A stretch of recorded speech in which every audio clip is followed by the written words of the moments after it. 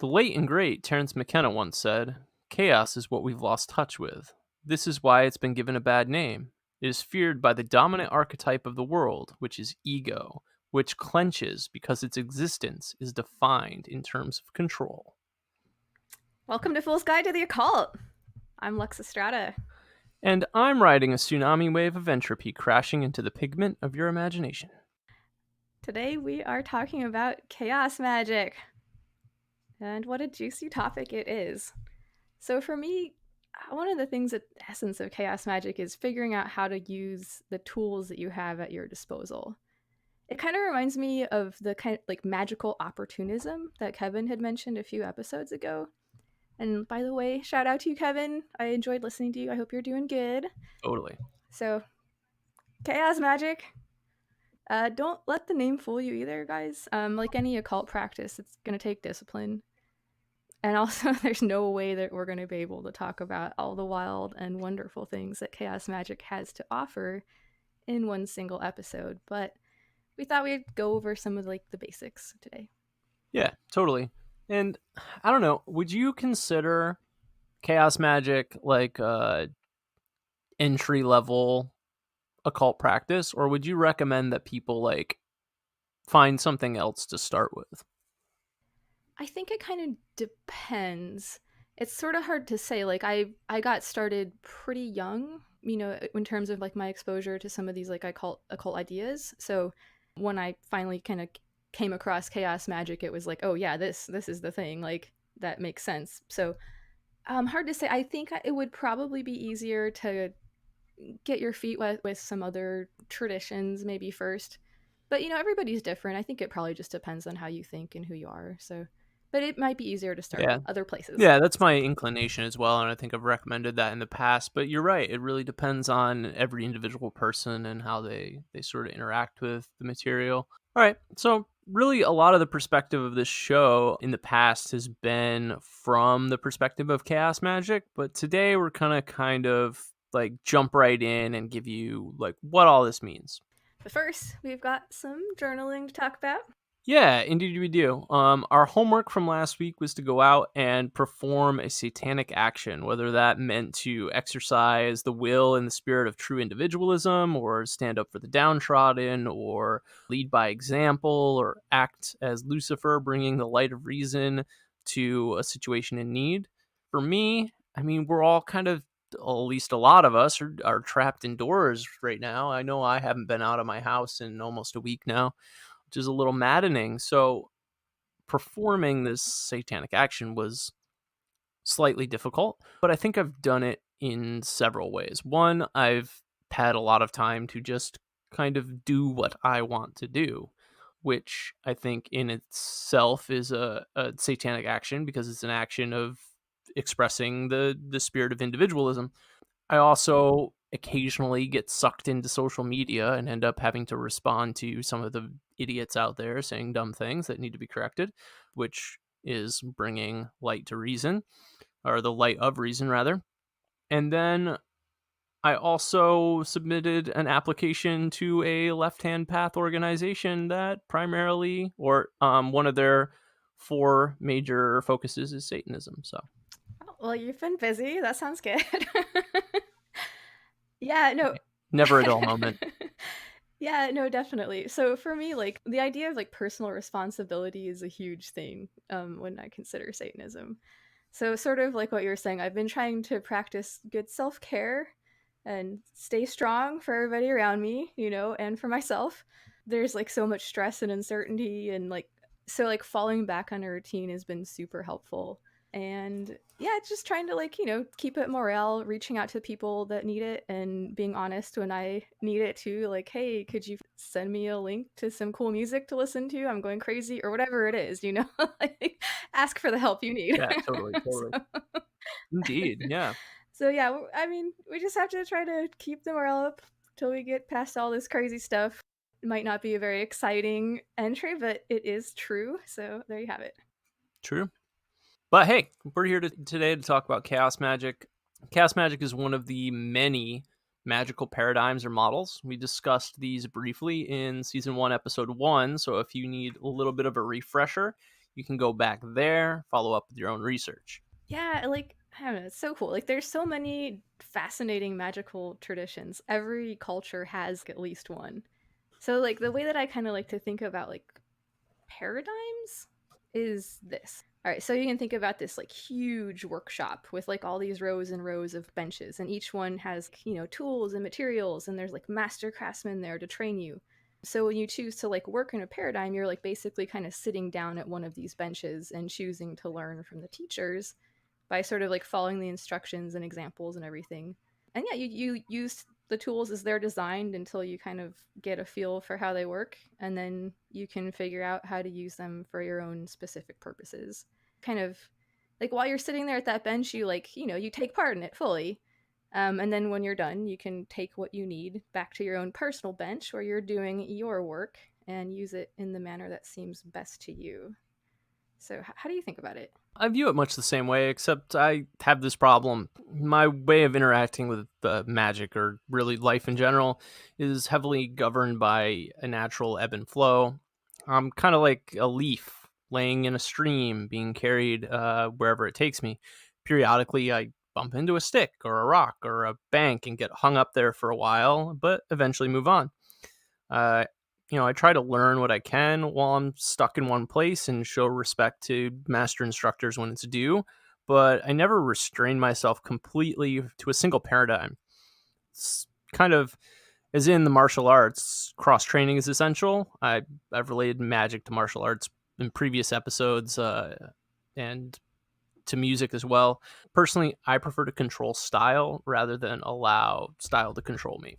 Yeah, no, dude, I think that's really well said. Like, I think that's definitely a key idea for me when it comes to this stuff, too. And also what you said about, like, the ebb and flow, I super feel that, too. And I think that might be a common experience. If you guys have experience with that, let us know. Yeah, absolutely. Bruce Lee told us to be like water. Like water, I try to fill in the gaps of all the ideas I come into contact with, surround their form, and occasionally bring things with me as I journey ever forward on the river of life. I guess to sum it up, I don't like to limit myself by focusing on one school or one paradigm. That said, I've been working with this stuff for, over 17 years now, and have the benefit of varying degrees of experience. I believe I've said this at some point in an earlier episode, but it's vital for the aspiring magician, the seeker, the fool to choose a path down which to begin the journey. There are many forks in those paths. Sometimes they'll meet, join, or intersect, but the new magician should not be tempted off the path until they have built a considerable foundation rooted in solid, dedicated study and work.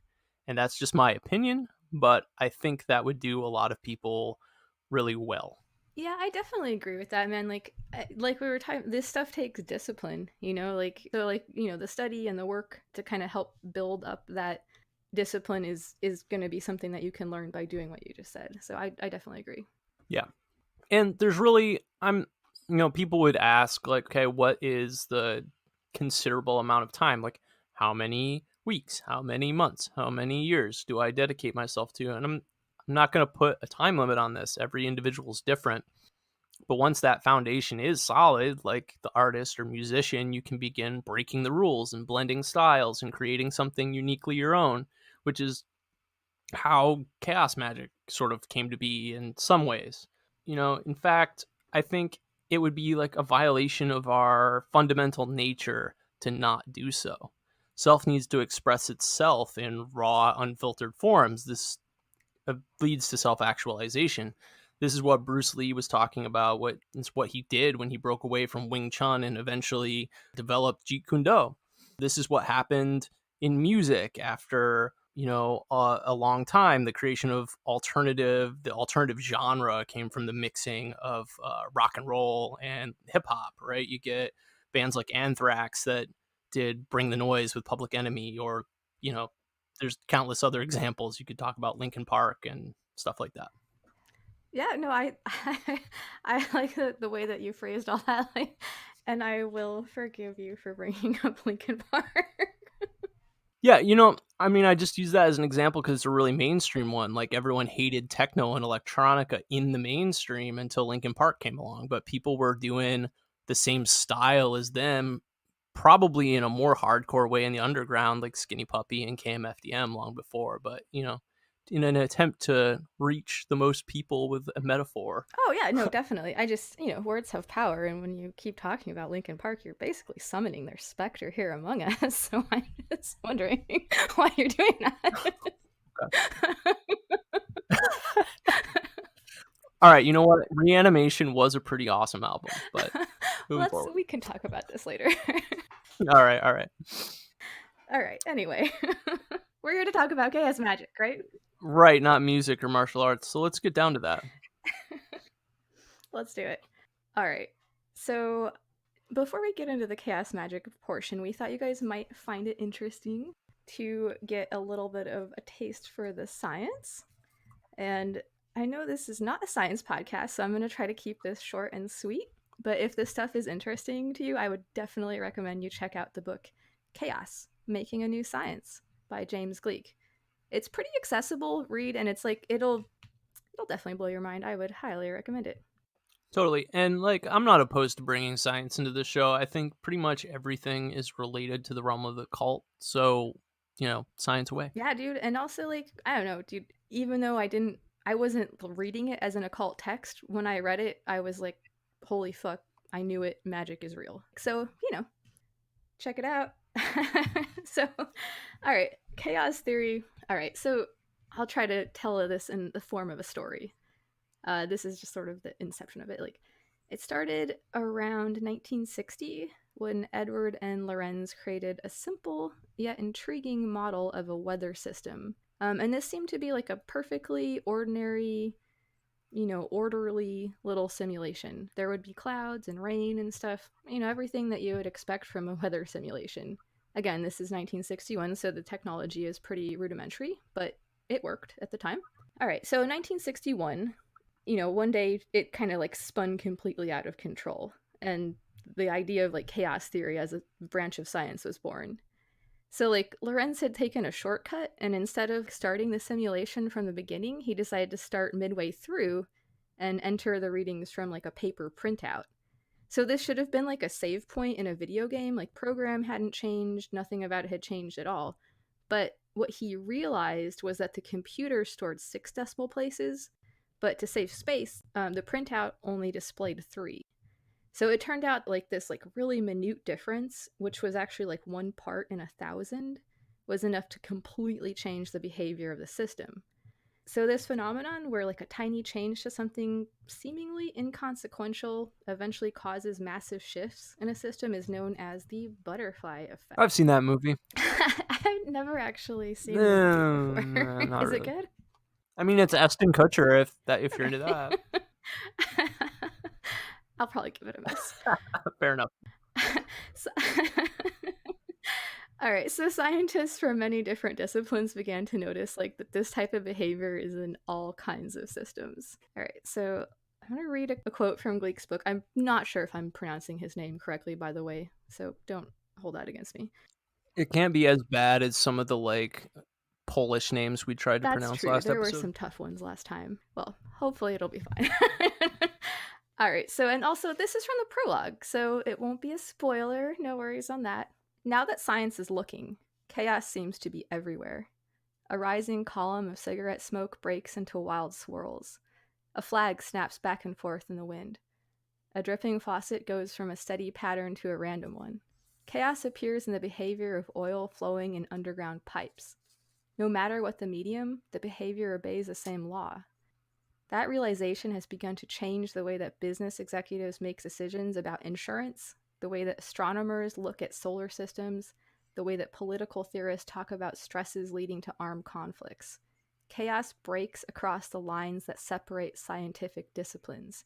It is a science of the global nature of systems. So basically, what he's saying is that chaos theory is a science that studies how things work in our reality. Or if you're like, a Kabbalist here in Malkuth, right? it also sort of reminds me a little bit of this idea of, the Pythagoreans of ancient Greece who they had this like idea about like the metaphysics of number, that underlying nature of reality was like mathematical. I don't know if that sounds familiar. I took a chaos theory class during my undergrad, and it totally broke my brain. I took it my sophomore year just for fun because, like, the professor was also my advisor, and I told him at one point that I was having trouble with some of the math classes I was taking, and he was like, "Oh, come down to my office, blah," and he starts drawing like Sierpinski's triangle on the whiteboard and showing me like all these like the Mandelbrot set and all this trippy stuff. And Yeah, it's good so I'm like, all stuff, right, I'll right? take your class. It fucking wrecked me though. Like philosophically, I can understand it, but some of the like complex math and like graphing equations, way beyond me. Very interesting stuff though. Yes, I mean, that experience sounds simultaneously stressful and delightful, which is sort of very chaos magic. I suppose so. So, all right, as the early chaos scientists discovered, there's a lot of strange and beautiful symmetry between patterns and systems in the world around us. Like talking about fractals, as you said, like look at the way that the bronchial tubes in the human lung branch out, and you can see the same pattern on trees or lightning. These types of patterns are called fractals. And if you're unfamiliar with this concept, highly recommend you do an image search whenever it is convenient because it is pretty cool and fun. And I really think that Dude, like almost everything in nature, it's it's, wild. yeah, exactly. It perfectly illustrates this idea of like as above, so below, right? Like, so, I mean, even with this like basic understanding of how chaos exists in the systems of our world, we can kind of start to get an idea for how this might be useful from a magical perspective. Totally. So we're going to talk about some of the like core principles of chaos magic. One is anti-dogmatism, but excuse me, we'll get to that in a second. In Liber Chaos, Peter J. Carroll states, in chaos magic, beliefs are not seen as ends in themselves, but as tools for creating desired effects. To fully realize this is to face a terrible freedom in which nothing is true and everything is permitted, which is to say that everything is possible. There are no certainties, and the consequences can be ghastly. Laughter seems to be the only defense against the realization that one does not have a real self. The purpose of chaos rituals is to create beliefs by acting as though such beliefs were true. It's kind of like Schrodinger's cat, right? Until you open the box, it exists in two states, both alive and dead, or perhaps exists in no state at all, an illusion that never was. But in Yeah, I mean, the waveform doesn't collapse until you open the box. right.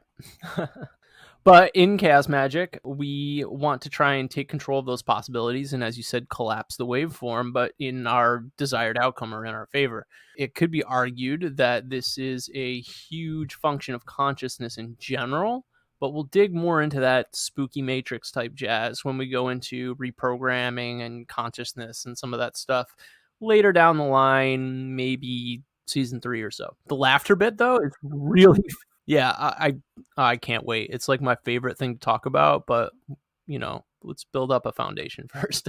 Both Carol and Hein discuss the use of laughter as an effective form of banishing.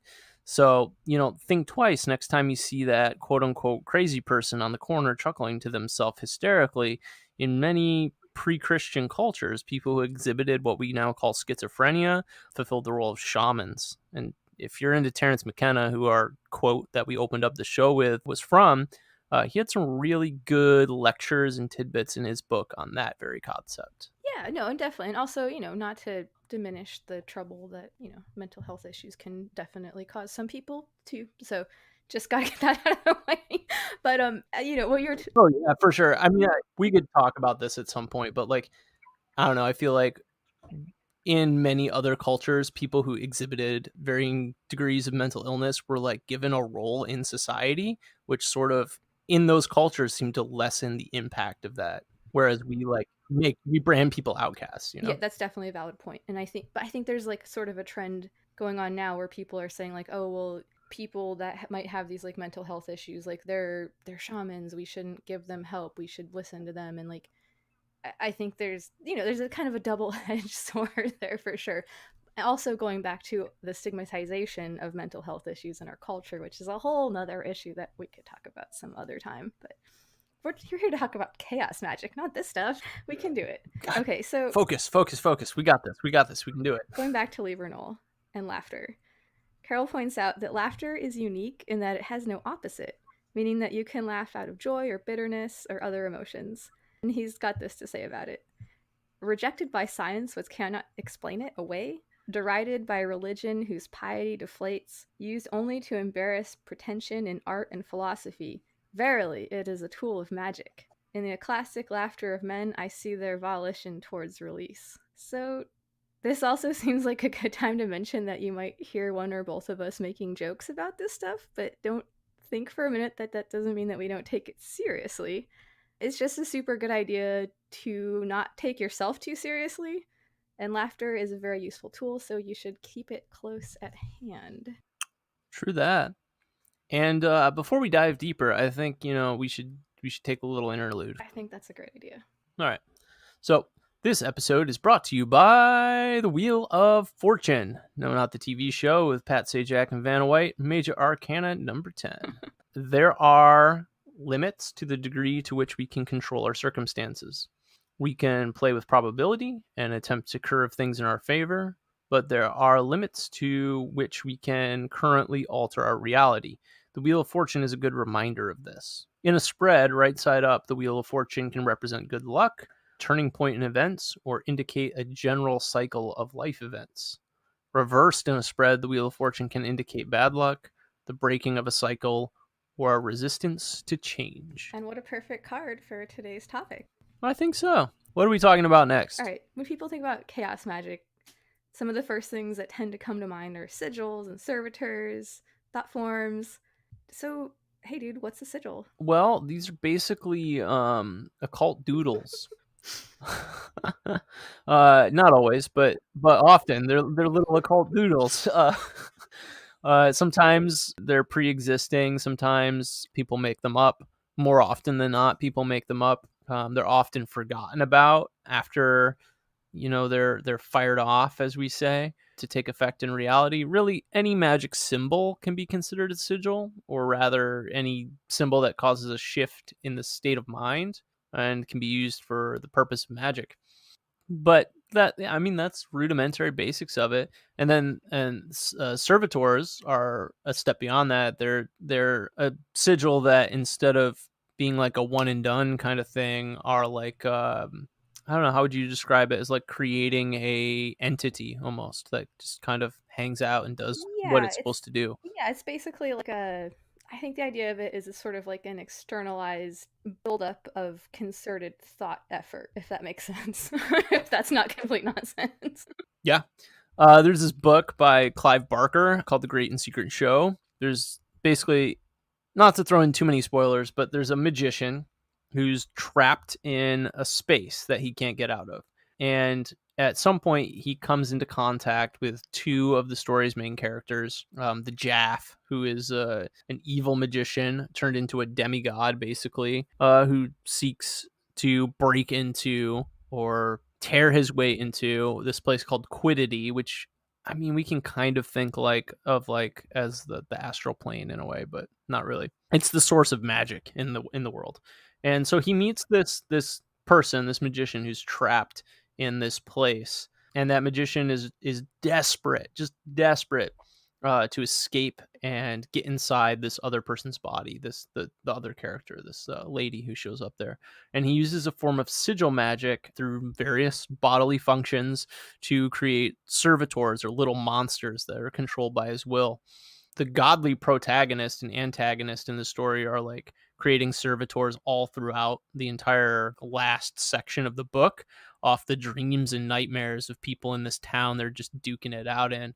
There's also like a really cool graphic novel of the book, but it leaves out like a huge portion of the book. So it's really cool for the art, but a bunch of the stories kind of left out. But anyway, so there's some sigils and servitors in fiction. All right, yeah, that sounds fucking wild, man. I'm gonna have to check that out. I will add it to my reading list. Yeah, it's different than most of Clive Barker's books. So like people mostly know him for like Hellraiser and stuff like that, and this book is more like fantasy than horror, which is his normal thing. I will throw out there, though, that a little trigger warning. There's a brief and not too graphic supernatural rape scene towards the end of the first third of the book. So, if you want to avoid that kind of stuff, don't read that. Good advice. Yeah. All right.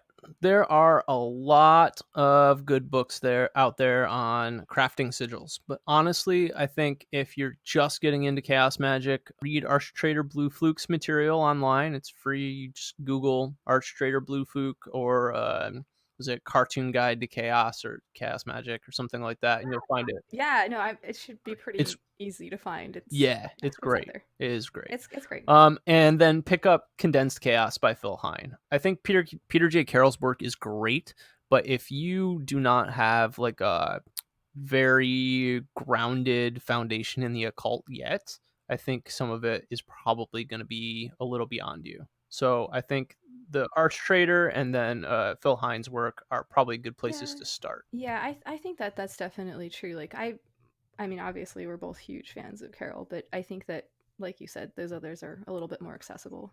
Yeah, definitely. Chaos Magic in itself is sort of a free-form interpretive dance. As long as you follow some of the basic rules of magic, you can break all the other ones and, come up with your own moves and steps.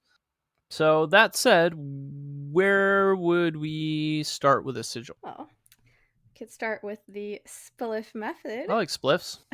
Who doesn't? All right. So, I guess a lot of this goes back to our earlier episodes, season 1, episode 5, the composing your own magic. But yeah, let's talk about the spliff method for a second. It in context, it stands for statements of intent, pathways available, link intent to a symbolic carrier, which is going to be your sigil, intense gnosis or indifferent vacuity, which is entering your magical frame of thought, firing, and then forgetting. Yeah. So first, you got to know your purpose and craft your statement of intent. Remember, you want to be really clear and specific. If not, the universe is a grand cosmic joker, and when it comes to these things, you might get sort of a twisted version of what you asked for if you're not very clear. That can be a thing. Also, we definitely recommend that you be careful what you ask for. Just make sure you really want it, because you might get it. So think it through, as they say. This stuff can be pretty effective. So just a side note there. Yeah, maybe go watch that movie Wishmaster before you do all this. Yeah, do that. So you might want to use tarot cards or another divination tool to ask for some advice on your working before crafting your statement of intent, or afterwards, and then revise it based on what you interpret from your reading. Hine has a thing he calls the SWOT analysis, and we've talked about SWOT at some point in an earlier episode, but it basically stands for strengths, weaknesses, opportunities, and threats. It's a really good model to use for analyzing pretty much any course of action, be it like a business endeavor, a military campaign, asking for a raise, asking, somebody out on a date, whatever it is. So remember, you need to analyze the pathways available. There is no sense working a piece of magic or even unrelated, like non-occult things, when you have no avenue of success. If there's no opportunity, no pathway to make it realistically possible, it's not going to happen. If you need something and there is no pathway, you've got to open a door first to make that possible. So say you need money, for example, but you don't have income. You need to open a pathway for that money to come through first. It's not just going to fall out of the sky. A stork isn't going to bring you a basket full of money. So, you got to open those pathways. You start looking for jobs or whatever, get a job, and then maybe you can start doing your money magic to, get a raise or a bonus or something like that. The next step is what Hine calls linking intent, which makes some form of sigil of your statement of intent, right? Yeah. So okay, so some people will write out the sentence of intent, this is their statement of intent, very specific, as we mentioned. You write it out, and you can remove the vowels and you can remove the repeating letters, and then take the remaining letters and arrange them into a magical symbol. I think some people use like the pictorial method, drawing an abstract representation of like their intent. It really kind of comes down to what seems like the best thing for what you're trying to accomplish. I've found that when designing sigils personally, like I feel like I've got it when it evokes like some kind of emotional response when I look at it. So that's just me. Yeah, Okay. definitely. Yeah, it should seem magical, right? Like Right, right. If it doesn't, then you're fooling yourself. Yeah. keep working on it. Yeah. Yeah, sometimes people also use like the symbols embedded in their various oracle tools. Like if you did a tarot reading or a like a rune casting or something like that, you can weave those symbols into there. You can also use like other occult symbols, so like alchemical symbols if you're into that, or astrological symbols, or you can use other symbols related to what the type of magic you're trying to work is. Yeah, no, I mean, like even it can be something like just kind of random. I mean, so this is like a kind of a basic idea of this, but sometimes when I bake bread, like I'll cut like a health or happiness sigil into it while I'm making it, I mean, it can't hurt. because why not? Yeah. So, I'm totally gonna start doing that. Sigils don't have to be written either. There are methods of turning them into all sorts of like mantras or other things like that. yeah, and I've heard like musicians make music like sigils, which is like a really abstract way of thinking about it, but I really fucking love it, and I'm super excited to experiment with it in the future. Yeah, definitely. I mean, like you were talking about earlier, like the entire universe is mathematical. Music is also math. So if you convert the letters into numbers or notes, you can then make a statement of intent into a piece of music that way. Hein also discusses using like other media, like smell, taste, colors, body languages, hand gestures. If you ever seen that show, The Magicians, and yeah, I know that's Yeah, based on books, I but fucking love that show. it's I'm not it's a ashamed. great show.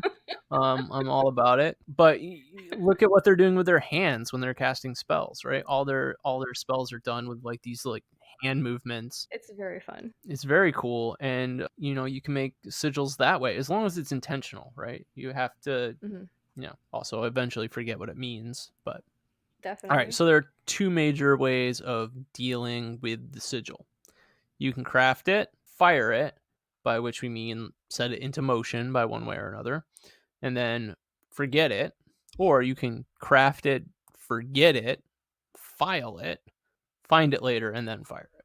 Yeah, I mean the main I think idea is sort of like sublimating it, right? Like just you just need to find a way to get it into the subconscious, I think is sort of the idea. Yeah, like the modern methods for activating or firing a sigil were like originally developed by Austin Osman Spare, and you can read about them in his book of pleasure. But his methods have sort of been built on and refined over the years. In order to fire a sigil, one puts themselves in an altered state of consciousness, usually referred to as Gnosis. There's lots of ways to achieve this. I'm sure that we've talked about this before, but some of the more like common ones being like trance or dancing, fasting, height of sexual pleasure. This is the point in the discussion about Chaos Magick where a person would make a joke about this and like looking at squiggles that you drew and what you're up to, but I think we've gotten that out of the way, so we can move on. What are some other ways of attaining gnosis? Self-inflicted pain, physical exhaustion, excitatory drugs, periods of extreme boredom. I've definitely been stuck on the highway in traffic during like a major car accident where I was stuck there for like 2 hours and used that time to like do magic, because why the fuck not? Yeah, dude, magical opportunism, right? Yeah. The thing about drugs too, it can be like really helpful, but also you don't want to be reliant on it, right? Like if it's like you have to use, it's like I don't want to be in the position where it's like, oh, well, I can't, achieve gnosis if I haven't taken mushrooms or whatever, whatever it is that you're up to. Like, I don't know. I would definitely recommend like Yeah, totally. using that after you've mastered another way because, although it's a good maybe shortcut, it might not always be possible or it might lead to other bad things or whatever. So, Yeah. Also, I think Carol specifically warns against using psychedelics, at least high doses of psychedelics. Like if you were to like microdose, that might work, but like a normal full dose of something is probably going to inhibit your ability to maintain focus enough to perform this kind of work. Yes, I would agree that that is probably true, depending on what you're doing, obviously. Sure. I think for me too, like, all right, so this is sort of embarrassing, but I'm very sensitive. So extreme emotion is a big one. But, different things are going to work for different people, obviously. So kind of, experiment, see what gets you there. Yeah, definitely. Definitely. And like when it comes to emotions, that's going to be like the emotion ideally that's tied to the type of work you're doing. LeVay talks about using like absolute rage as a state to be in to perform black magic. That's definitely like a route to Gnosis, but you're not going to use that type of emotion for like, I don't know, healing the sick, right? Yeah, definitely. It all really comes down to what you're trying to do. So. In Psychonaut, speaking of Carol defines Gnosis as a state of mind entered when it is hyper conscious of something, which he specifies is not the same as thinking really hard about something or focusing on a thing. Because in states of Gnosis, thinking ceases entirely. Some emotional states he specifically mentions are terror and anger, well as the peak of orgasm, which you mentioned before. My problem with that one is it's like shorter. You have less time to work with. Well, I'm sure there's techniques that could be mastered that would change Yeah, I need practice. All right. Um, if you need more detail on Gnosis, it is covered in varying degrees of detail in our 2nd and 5th episodes. Episode 2 primarily discusses the meditative method, while episode 5 discusses a lot of the other ones. But ultimately, what you're trying to do is achieve a state of unified, single-pointed consciousness. At that point, you're going to fire off your sigils. I usually like to do them as part of a ritual and not off the cuff, but sometimes you do it off the cuff. I've done that too. It's just not the norm for me. So whatever works for you at any given point in time is really what you should do. Yeah, and absolutely, like, trust your instinct. Like, for me, like, it depends on, like, the ask. For something like big, I would definitely feel inclined to do something more elaborate. Yeah, that's a good point. Pine also writes on page 79 of Condensed Chaos, proficiency at sorcery requires that you can isolate, identify, and focus upon specific desires, while at the same time become detached from them. Desires manifest when they have been isolated, exteriorized, and forgotten. So this forgetting part is a key component to Chaos Magick, especially sigil work, which is fundamentally different from how many other authors of, say, Wiccan magic and other forms of witchcraft approach manifestation of their workings. People like Webster, Buckland, SRW want you to take time and think about your desire after working your magic a little bit every day. And that's fairly an easy task compared to the much more difficult task of allowing these things to entirely pass from your mind. There seems to be some kind of spooky power going on when you fully release your desire, let it go to the universe, and then go about your daily life completely forgetting about it. Yeah, dude, spooky is the perfect term for it, right? So everything's connected, and then there's this idea of entanglement, spooky action at a distance, as Einstein called it. I love it. Yeah, totally. We talked a little bit about servitors, which are, very similar to sigils, except once coded, they are, Mm-hmm. operate independently, kind of like programs, if you will. Yeah, and like this can be accomplished in a number of different ways, but I think it's probably most commonly done through the use of sigils. And then we talked a little bit about egregores. This is like a type of thought form. This is kind of like the next level, like that. This is something that exists between members of like a group, and this is something that can be created intentionally, or it can sort of arise organically in other ways. And if they get like super powerful, they become a god form. So this is like a pretty basic glossed over definition, but that's sort of like the gist of it. I have a feeling, dude, that we could definitely fill at least one episode on this topic, so we should probably plan on coming back to it. Yeah, let's not go into that too much now. We'll do it on the next one, or Sounds good. or one coming up real soon. People might be wondering, these servitors and egregores and god forms and everything, like, are they real or are they just in our heads? Yes. That's a great answer. It's like Alon Milo Duquette says in the Chicken Kabbalah, I mean, it's all in your head, right? You just don't realize how big your head is. All right, so the next thing we're going to talk about is ego magic, and we're not going to give you like a full tech here. I think we're going to talk about ego magic in a later episode. So this is kind of where Chaos Magick gets really intense. It's kind of really the dope metaphysical stuff that I really love. Most people are out there trying to use magic to like change the world or change other people, make someone fall in love with them, or get a bunch of money. But ego magic is really about changing yourself. So when we go into like reprogramming stuff and those episodes, this will come up again in much more elaborate detail. But for now, we're just gonna like hammer out the basic form of it. So this is what Peter J. Carroll had to say about ego magic in Psychonaut. The self is more than the point at which formless life force, or Kia, touches experience. Because consciousness occurs only at the Kia mind interface, we are unable to get to the root of self with ideas. To fill this gap or vacuum, we erect the ego. The ego is an image of self and Kia we build up out of habit. If you own Liber Null and Psychonaut, this is on page 123 in the middle of the second full paragraph. Read it through a couple times. If you want and you don't own it, just rewind this a little bit and listen to that statement a couple more times. There's a lot in there to unpack, and it gets much more intense from there. Yeah, that's definitely true. Like, yeah, as Hector is saying, like, this stuff can be pretty intense.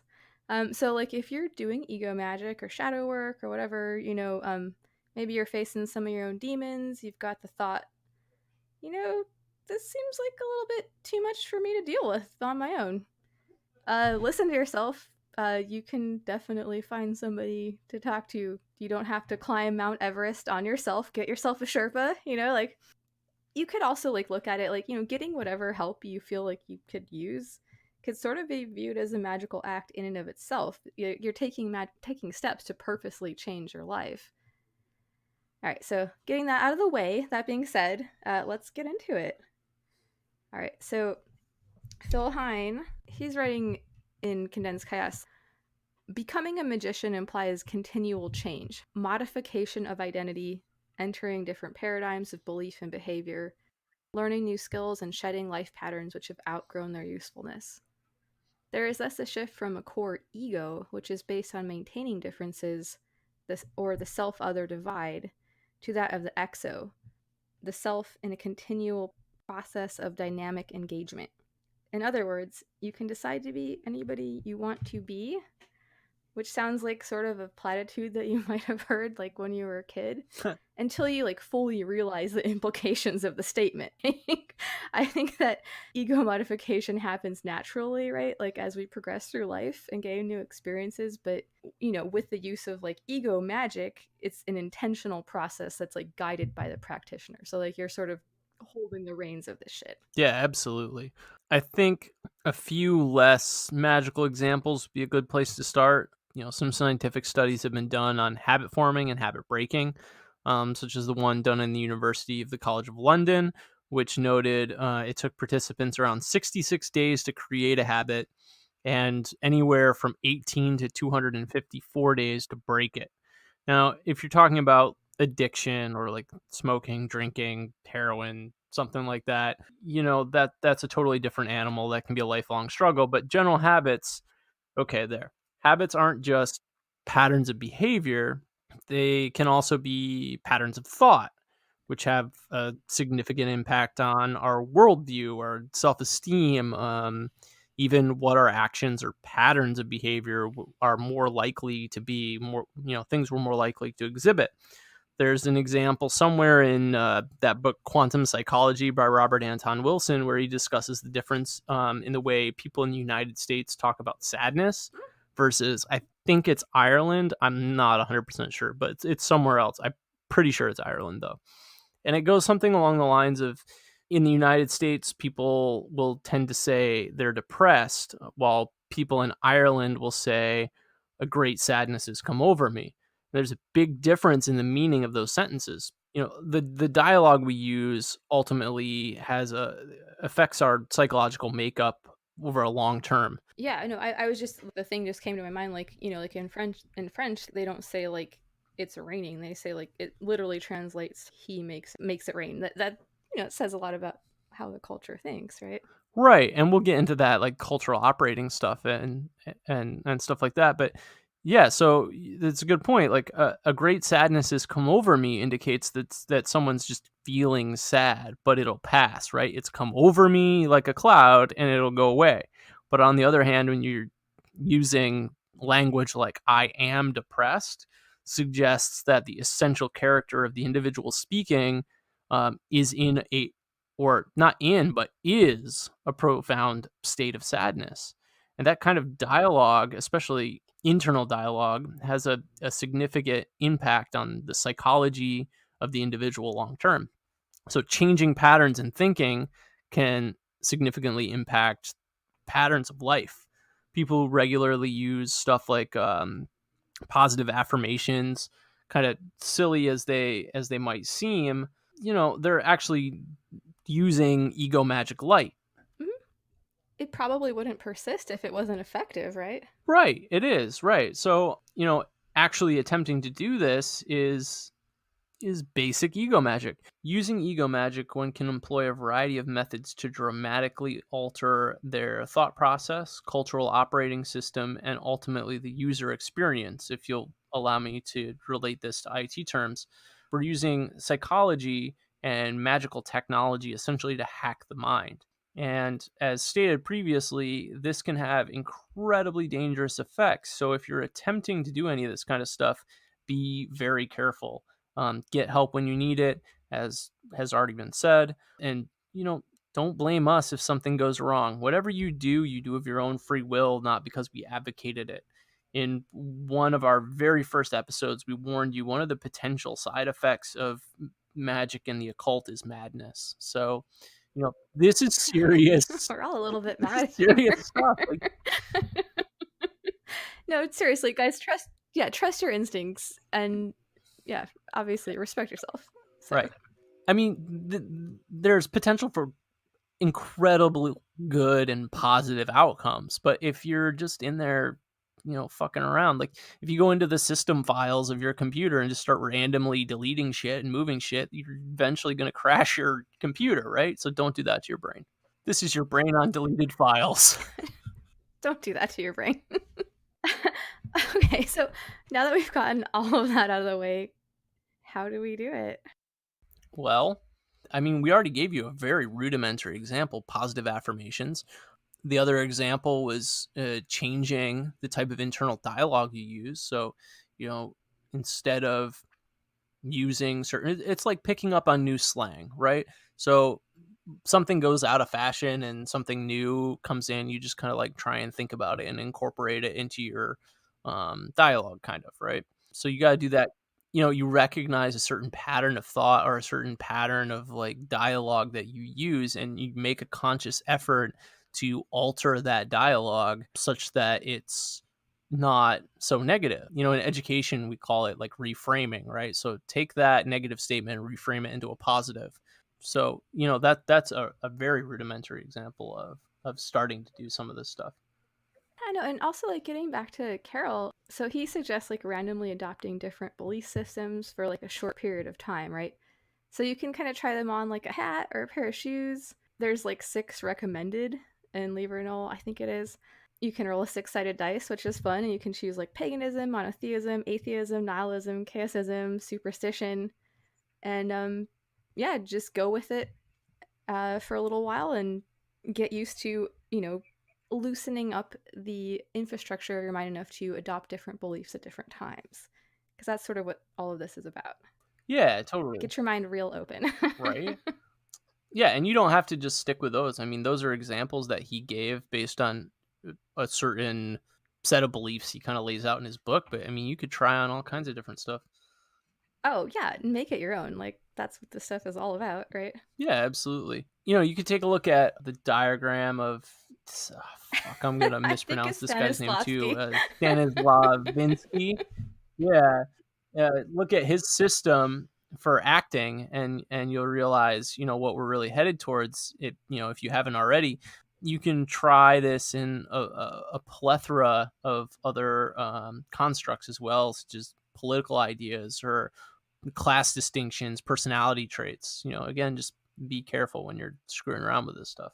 Yeah, no, definitely. I think like there could also, I mean, like it's kind of like a really cool experiment to run with yourself, like where you're experimenting like with these different ideologies, because I think it really helps to develop like a sense of empathy for a lot of points of view that you might not have considered before, which can be like mind I was just expanding. gonna say, yeah, that's really important to Hmm. like put yourself in other people's shoes. Yeah, and also, I mean, guys, don't be afraid. This stuff can be exhausting. Like, don't be afraid to take a break when you need it, because the worst thing you can do is like burn yourself out and then lose your effectiveness. Oh, definitely. I wouldn't say that's the worst thing you can do, but it's definitely not. It's not a good one for sure. Sure, thank you. Not the worst thing that can happen, but it's not ideal either. Right, right. All right, so taking a step further, we can see, all of our personality traits, our habits, and so forth as constructs. The positive ones you could think of as, I guess, angels, if you like, and the negative ones or self-destructive ones we can think of as demons. As Carol points out in Psychonaut, the conventional religious form of exorcism seeks to replace one obsession with a larger and more powerful one. So we can remove a harmful habit or way of thinking by replacing it with a positive habit or way of thinking. Yeah, definitely. But we're not trying to say that this shit's easy. Like, this is definitely something that takes work, but it is possible. Yeah, this is baby's first ego magic, right? Yeah. That's your positive affirmations and your reframing of things is I love it. is It's your adorable. first ego magic. Yes.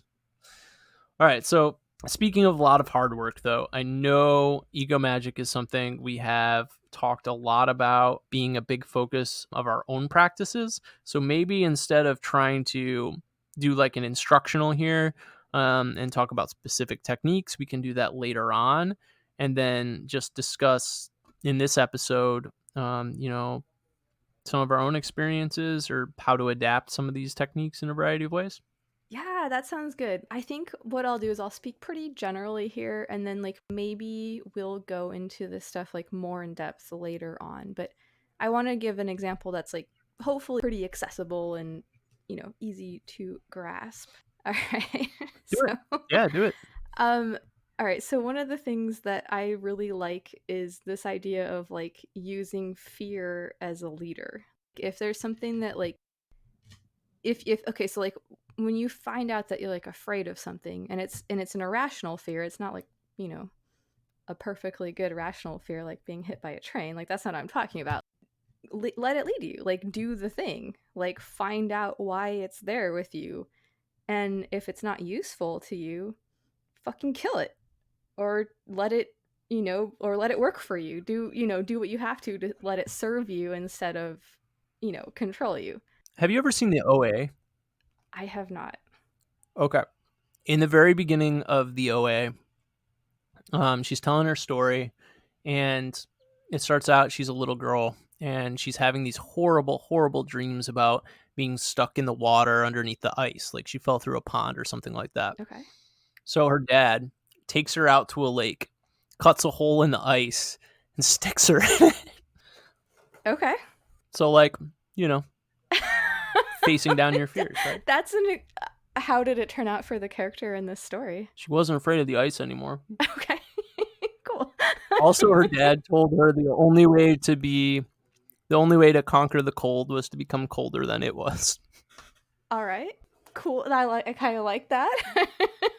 That actually is sort of that's actually sort of in line with the story I'm gonna tell you. Sorry to cut you off. Go ahead. No, you're good. All right, so hopefully, like I said, this will be an easy example to grasp. So when I was younger, I used to have this like really intense, really irrational fear of machines, right? It sounds crazy.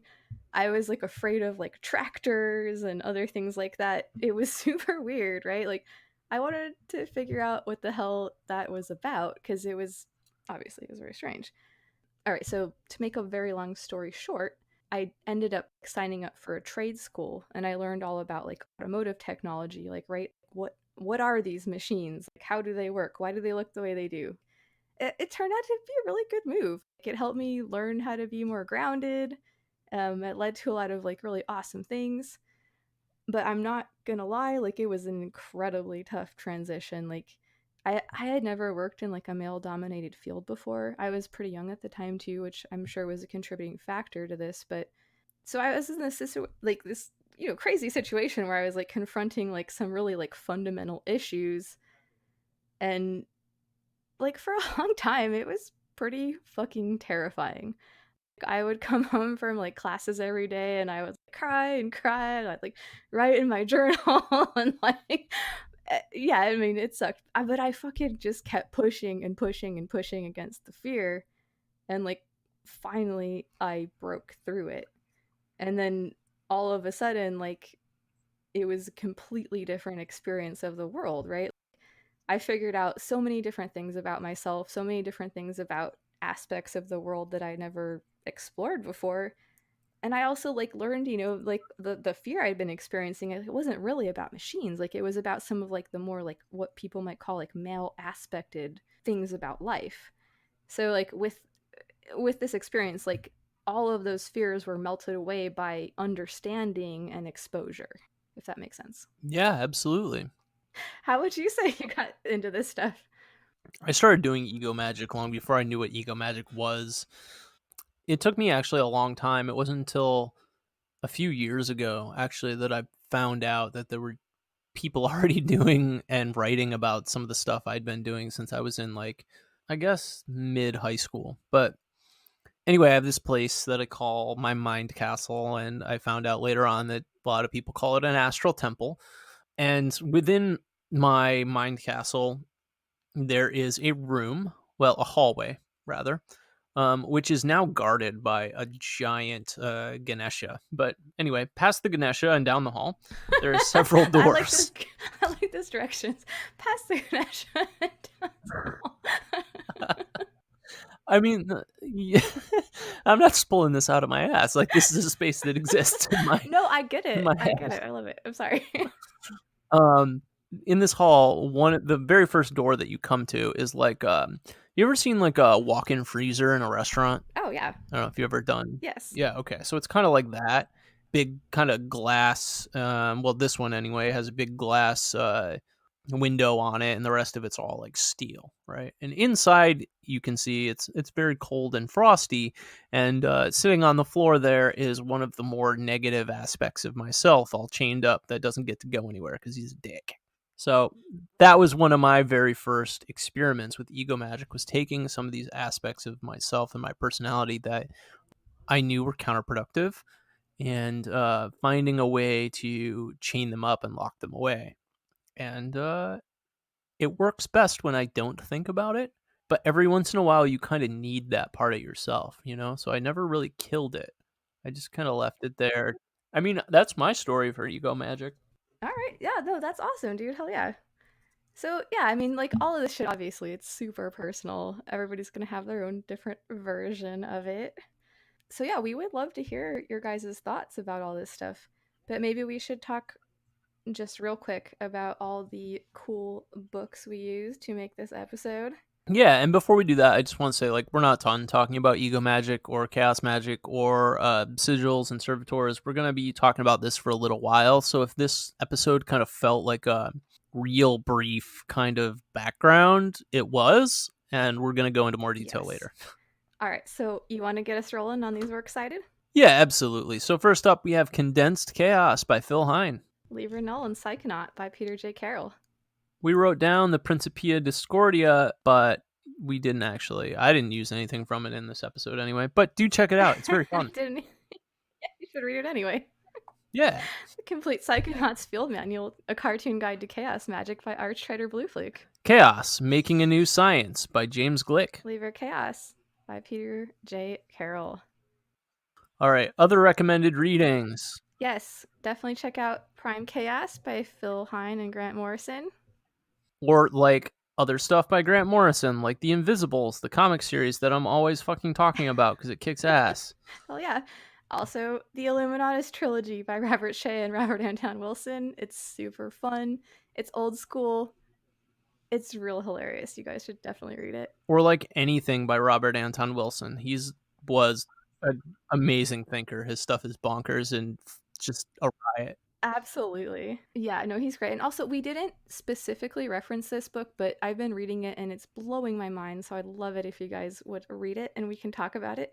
Magic Power Language Symbol by Patrick Dunn. Totally. Oh, and I have another suggestion just while I'm thinking about it. I posted this a while ago on our community page on Facebook.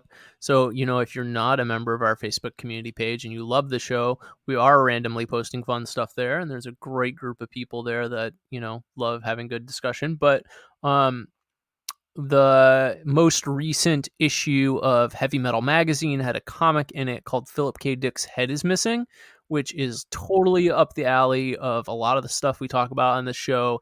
Deals with sort of like existentialism and like what is the nature of consciousness and reality, and it talks about magic and just it's totally kick-ass. So if you can get a copy of that, read that. Oh, yeah, dude. Fuck, dude, that seemed to go by super quick. Sometimes it I feel does. like we just barely glossed the surface on this topic. So we're just gonna have to come back again Oh yeah, soon. absolutely. But in the meantime, like, everybody let us know, like, what are your thoughts about Chaos Magick? How have you used magic to transform yourself, and how might you continue to do so in the future? You can find us at Got a Facebook, Fool's Guide to the Occult. Through that, there is a community page, Fellow Travelers. Although I think the actual URL or link to it is like Fellow Occult Travelers or something like that. But it's probably just easiest to go to the base Facebook page and then find the group page from there. We're also on Instagram at Fool's Guide. We have a Twitter we don't use, and I think that's it for social media right now. Oh, we have a Patreon, patreon.com. yeah, we're working on that. Yeah, we are working on that. We're planning on putting some real fun stuff in there for you guys. So In fact, we're actually, after this episode, we're going to record some fun stuff that's going to be there for Patreon members soonish. So, yeah. So I think that's what we've got for you today. what would a episode about chaos magic be without actually putting a little chaos magic into it? Ooh, I think we have something prepared for that. Let's read a sigil in mantra form that we made ourselves. Sarwalg Prokmoon Fiziki 19. Sarwalg Prokmoon Fiziki 19. Sarwalk Sarwalg Prakmoon